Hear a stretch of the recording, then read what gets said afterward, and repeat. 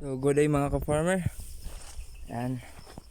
So, may tatanong lang sana ako mga ka-farmer kung okay bang mag-spray ng dito sa gitna ng ating sitawan mga ka-farmer, kasi yan asparagus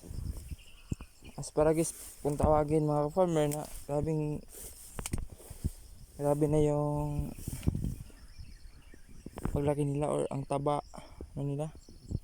Yan, so may dala-dala ako ditong herbicide mga ka-farmer, kung okay lang ba itong i-spray dito or hindi ba maapektuhan tong sitaw natin na tanim mga ka-farmer. Yan, so yan, kasi para magandang tignan yung sitawan natin mga ka-farmer. So may dala-dala ako ditong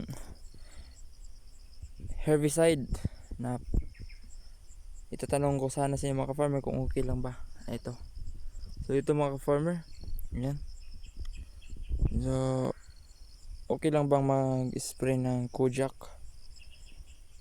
na herbicide, Kojak 150 SL glufosinate, yan, dito sa ating sitawan mga ka-farmer. So sa nakatry na mga ka-farmer, yan, kung okay lang ba tong Kojak dito sa ating sitawan.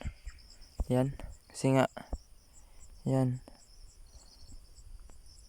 di ba mapipiktuhan yung ugat mga ka-farmer, or ito lang i-sprayan natin dito sa gitna lang talaga, hindi natin ilapit sa puno.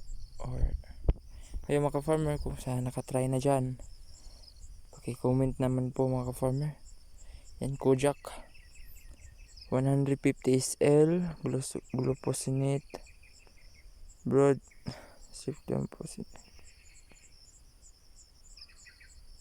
Yan, so yan po mga ka-farmer. So paki-try po, ay paki-comment po. Ayan, so thank you.